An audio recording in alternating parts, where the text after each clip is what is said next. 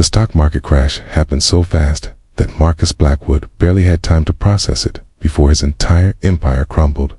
One moment, he was reviewing quarterly earnings that showed record profits, and the next, alarms were blaring across every screen in his trading floor as a cascading failure in the market wiped out billions in minutes. At 42, Marcus had built Blackwood Capital from a small investment firm into one of the most powerful hedge funds on Wall Street.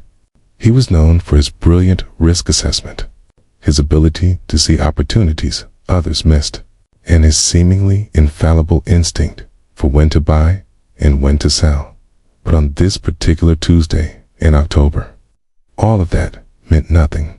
A perfect storm of economic factors, cascading failures in overseas markets, and algorithmic trading gone haywire created a market collapse unlike anything seen since the Great Depression. And Marcus, who had been heavily leveraged in higher skew positions, betting on continued growth, lost everything in less than 6 hours. By the time the markets closed, Blackwood Capital was bankrupt. The company that had employed 300 people, that had managed over $50 billion in assets, that had made Marcus a fixture on financial news programs, simply ceased to exist. Marcus sat alone in his corner office long after everyone else had left, staring at screens that now showed nothing but red. His personal fortune, estimated at over $2 billion that morning, was gone. His company was gone. His reputation was in ruins. News outlets were already running stories about the spectacular fall of Marcus Blackwood, the financial genius who had made one bet too many and lost everything. The building was quiet now, the frantic energy of the trading floor replaced by an eerie silence. Marcus should have gone home, but home was a penthouse apartment he could no longer afford, filled with art and furniture and reminders of a life that had just evaporated. He heard footsteps in the hallway and looked up to see a young woman pushing a cleaning cart. She appeared to be in her early 20s, wearing a light blue uniform and yellow cleaning gloves, with blonde hair pulled back in a practical ponytail. She paused in the doorway when she saw him. "Oh, I'm sorry, sir. I didn't realize anyone was still here. I can come back later to clean your office." "It's fine," Marcus said, his voice hollow. "Do what you need to do." "I was just leaving." He didn't move, couldn't seem to make his body respond to his brain's commands. The young woman entered quietly and began emptying the trash bins and wiping down surfaces with efficient, practiced movements. "Rough day?" she asked after a moment, her tone sympathetic but not pitying. Marcus let out a laugh that sounded more like a sob. "You could say that. I lost everything today. My company, my fortune, my career. Everything I spent 20 years building is gone." The janitor paused in her work. "I'm sorry. That must be devastating. The worst part is, it's my own fault. I got arrogant. I thought I was smarter than the market, that I could see things others couldn't. And maybe I could, for a while. But today, the market proved me wrong in the most spectacular way possible." "What will you do now?" Marcus shrugged. "I have no idea. Start over, I suppose. Though I'm not sure how you start over when you're 42 and known primarily for a catastrophic failure. No one will trust me with their money again. I'm radioactive in the financial world." The young woman continued cleaning, working her way around his desk. As she reached for some papers that had fallen on the floor, she paused, picking up a single sheet that had slid partially under a filing cabinet. "Sir, you forgot this one paper," she said, holding it out to him. Marcus barely glanced at it. "It doesn't matter. Nothing matters anymore. Everything is gone." "But sir, I think you should look at this. It seems important." Something in her tone made Marcus actually look at the paper. It was a confirmation for a trade he had made 6 months earlier. A relatively small investment in what had seemed like an interesting but speculative opportunity. He had put $5 million into a startup company developing revolutionary battery technology, taking a 20% stake in the company. "This is just an old investment confirmation," Marcus said tiredly. "The company probably failed, along with everything else today. Did you check? The janitor asked. I mean, if it's separate from your fund, maybe it survived the crash. Marcus stared at the paper, his exhausted brain slowly processing what she was saying. The investment had been personal, made through a different account, not part of Blackwood Capital's holdings, which meant ... He pulled out his phone and started searching for information about the company, Tory Technologies. What he found made his heart start racing. The company hadn't just survived, it had thrived. In the 6 months since his investment, they had made a major breakthrough in battery technology, securing several large contracts with major automotive manufacturers. The company's value had increased exponentially. Marcus did rapid calculations in his head. If the company was worth what recent private valuations suggested, his 20% stake would be worth somewhere in the neighborhood of $400 million. Not enough to restore his lost empire, but more than enough to survive, to start over, to have options. I can't believe I forgot about this, Marcus said, staring at the paper in disbelief. How did I forget about this investment? Maybe you were too focused on the big things to remember the small ones, the janitor suggested gently. Sometimes the things we overlook turn out to be the most important. Marcus looked at her, really looked at her for the first time. What's your name? Emma? Emma Hayes. Well, Emma Hayes, you may have just saved my life. If you hadn't found this paper, I never would have remembered that investment. I would have thought I had lost absolutely everything. I'm glad I could help. Emma continued her cleaning, but Marcus noticed she seemed educated, articulate, not what he would have expected from a janitor in a financial building. Can I ask you something? You don't seem like someone who should be cleaning offices. You're clearly intelligent. Why are you doing this kind of work? Emma's expression became guarded. I'm putting myself through graduate school. I'm working on my PhD in economics at Columbia. Cleaning offices at night pays the bills and lets me study during the day. It's not glamorous, but it works. Economics, Marcus repeated. So you understood exactly what happened today. I did. I've been studying market behaviors and systemic risks. Today was a textbook example of cascading failure combined with over-leveraged positions. It was fascinating from an academic perspective, though I know it was devastating for the people who lost money. Fascinating, Marcus said with a bitter laugh. That's one way to describe the destruction of my entire life's work. Sorry, that was insensitive of me. I tend to think about things analytically rather than emotionally. It's a flaw of mine. No, you're right. It is fascinating in a horrible way. I just wish I had been on the other side of it. Kima finished cleaning and prepared to move to the next office. Mr. Blackwood, can I say something that might be overstepping? At this point, what does it matter? Say whatever you want. I've been cleaning this building for 2 years. I've watched a lot of traders and executives come and go. Most of them, when they fail, they blame external factors. The market, the algorithms, bad luck, whatever. You're the first person I've heard take actual responsibility for your choices. That suggests you learned something today. And people who learn from their failures usually find a way to succeed again, even if it takes time. Marcus felt something shift inside him at her words. Thank you for that. I'm not sure I believe it right now, but I appreciate you saying it. After Emma left, Marcus sat alone with the paper she had found, the single document that meant he wasn't completely ruined. He thought about her words, about taking responsibility, about learning from failure. He thought about how a janitor with a PhD had shown him more grace and wisdom in 5 minutes than most of his colleagues had in 20 years. The next morning, Marcus called the CEO of Nova Battery Technologies. The conversation confirmed what his research had suggested.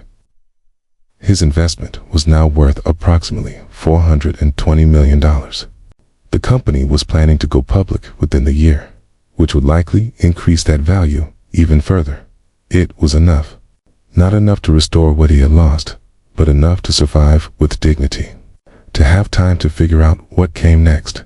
Over the following weeks, as Blackwood Capital went through bankruptcy proceedings and Marcus dealt with the legal and financial aftermath of the collapse, he found himself thinking often about Emma, about her kindness in that moment when he had been at his lowest, about her intelligence and insight, about how she had found the one piece of paper that changed everything.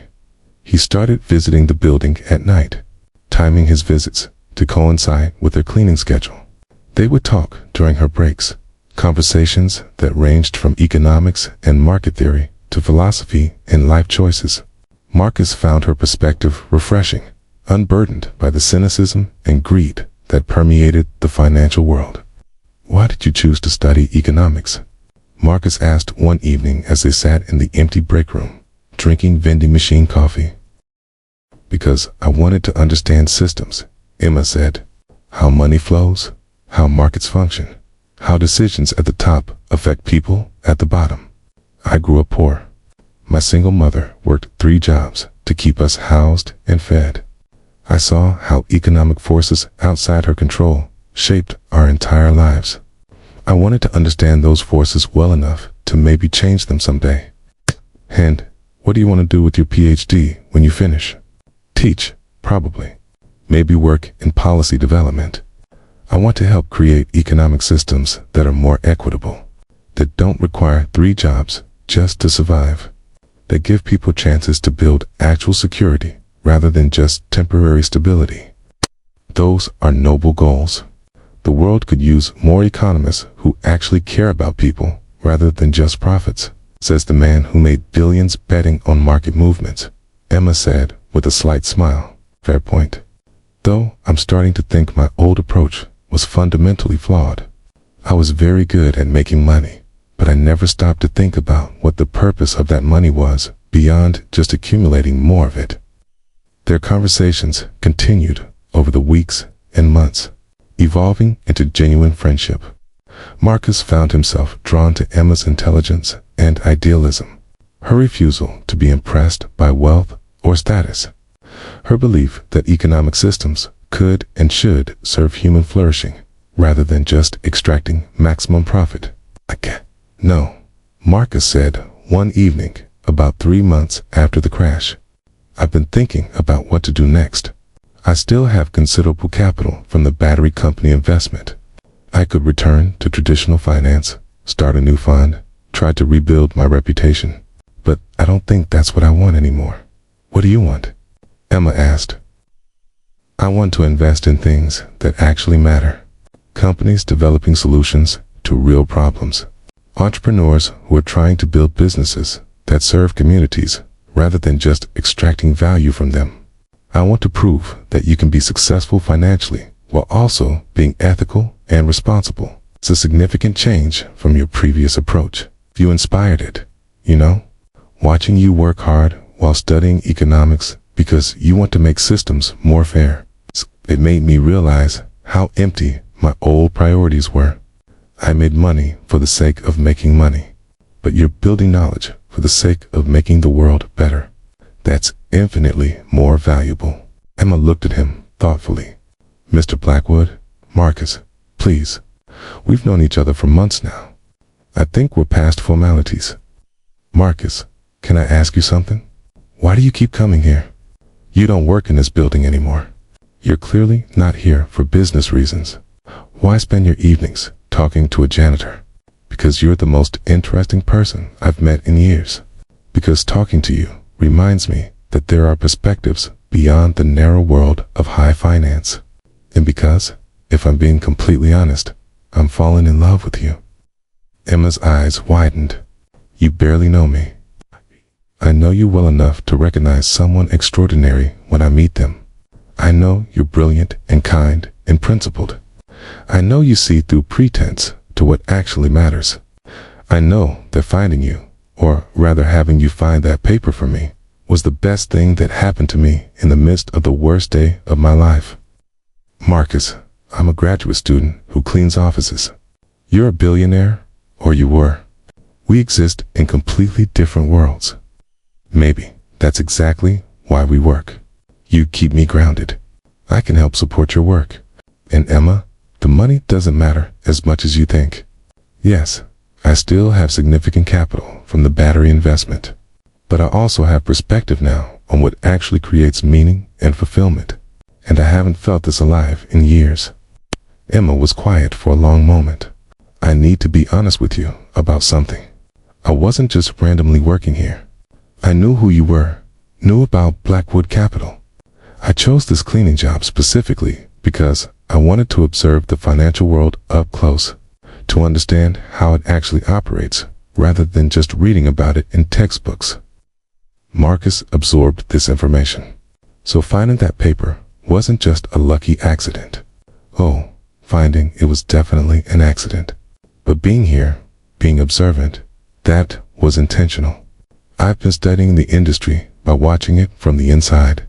I probably shouldn't admit this. I've learned more from cleaning this building and listening to conversations than I have from most of my coursework. You're remarkable. You know that? I'm pragmatic. If you want to understand a system, you need to see how it actually functions, not just how textbooks say it should function. Marcus smiled. This is why I'm in love with you. You're brilliant in ways that have nothing to do with conventional success markers. And you're different from what I expected. Most of the executives I've observed are completely disconnected from the human impact of their decisions. But you actually seem to care about people and consequences. Even before the crash, I noticed that about you. The way you treated your employees with respect, the way you considered impacts beyond just profit margins. It's rare in this world, not rare enough to prevent me from making catastrophic mistakes, but honest enough to acknowledge them and try to do better. That's equally rare. Over the following year, their relationship deepened and evolved. Marcus used his remaining capital to start a new kind of investment firm. One focused on supporting businesses that balanced profit with social impact. He brought Emma on as a consultant, valuing her insights and perspective. Emma finished her PhD and was offered teaching positions at several prestigious universities, but she chose to work with Marcus's new firm instead, developing the frameworks and evaluation criteria that would guide their investment decisions. I can always teach later, she explained. Right now, I have a chance to put theory into practice, to help build a model that proves you can be successful while also being ethical. That's too important to pass up. They proved the skeptics wrong. Marcus's new firm, which they called Cornerstone Capital to represent their commitment to building solid foundations, became highly successful by carefully selecting companies that were solving real problems while maintaining sustainable business models. They generated strong returns for investors while also creating genuine positive impact. You were right, Marcus told Emma during a gala celebrating Cornerstone's 5th anniversary. Finding that paper changed everything, but not in the way I first thought. Yes, it gave me capital to survive, but more importantly, it connected me with you. You changed how I think about success, about purpose, about what actually matters. You changed me too, Emma admitted. I came into this work with a lot of theoretical ideas about how economics should function, but you showed me how to translate those ideas into actual practice. Theory without application is just academic exercise. You gave me a way to make real change. They married the following year in a simple ceremony that reflected their shared values. No ostentatious display of wealth, just an intimate gathering of people who mattered to them. Marcus's guest list was noticeably smaller than it would have been before the crash. Many of his former colleagues having disappeared when his fortune did, but the people who attended were genuine friends, who valued him for who he was rather than what he had. Emma's mother was there, tears streaming down her face as she watched her daughter marry a man who had learned that character mattered more than capital. When Emma told me she was dating a former billionaire, I was worried, she admitted to Marcus during the reception. I thought you might be one of those people who valued money over everything else. But you've proven me wrong. You see my daughter for who she really is, not just as an accessory to your life. That's all a mother can ask for. Years later, when journalists would ask Marcus about the lowest point of his life, he would talk about that October day when he lost his fortune. But he would always add that it was also, paradoxically, the beginning of the best part of his life. I thought losing everything was the end, he would say, but it was actually a necessary destruction that cleared space for something better to be built. I was so focused on accumulating wealth that I had forgotten to build anything meaningful with it. The crash stripped away everything superficial and left me with a choice: stay bitter about what I had lost, or be grateful for what I still had and build something better. And Emma, the journalist, would always ask, how did meeting her change things? Emma showed me that the most important investments aren't financial. They're investments in people, in relationships, in work that matters beyond profit margins.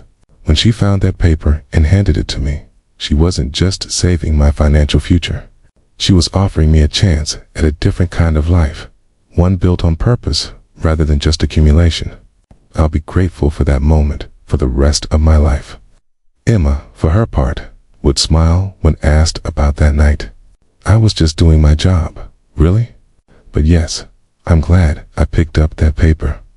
Not because of the money it represented, but because it started a conversation that led to partnership, both professional and personal. Marcus taught me that idealism without pragmatism is ineffective, and I taught him that pragmatism without idealism is empty. Together, we found a way to balance both. Their firm became a model in the industry for how to balance strong returns with social responsibility. They funded renewable energy companies, affordable housing developments, healthcare innovations that prioritized access over maximum profit. They proved that doing well and doing good weren't mutually exclusive, and they taught their own children, 2 daughters born in the years after their marriage, about the importance of using whatever resources and talents you had to make the world better, about how failure could be a gift if you learn from it, about how the person who seems least important might be the one who changes your life. Your father used to be obsessed with money, Emma would tell her daughters, but then he lost it all and discovered that the things that actually mattered couldn't be measured on a balance sheet. Love, purpose, integrity, contribution, those are the real measures of wealth. And those are things that can never be taken from you by a market crash, Marcus would add. And your mother, who was working as a janitor when I met her, taught me more about economics and life and what actually matters than 20 years on Wall Street had. Never make the mistake of thinking someone's job or status tells you anything about their worth or their wisdom. The person cleaning your office might see things you're too arrogant to notice. The paper Emma had found, the single document that had revealed Marcus still had assets when he thought everything was lost, was framed and hung in their home, not because of its financial significance, but because of what it represented, how small acts of attention and kindness could change the trajectory of lives, how being observant and caring enough to say you forgot this could be the catalyst for transformation. Marcus never returned to his old approach to finance, never tried to rebuild the empire he had lost. Instead, he built something smaller but more meaningful, a firm that proved success could be measured in impact as well as returns, that making money and making a difference weren't opposing goals.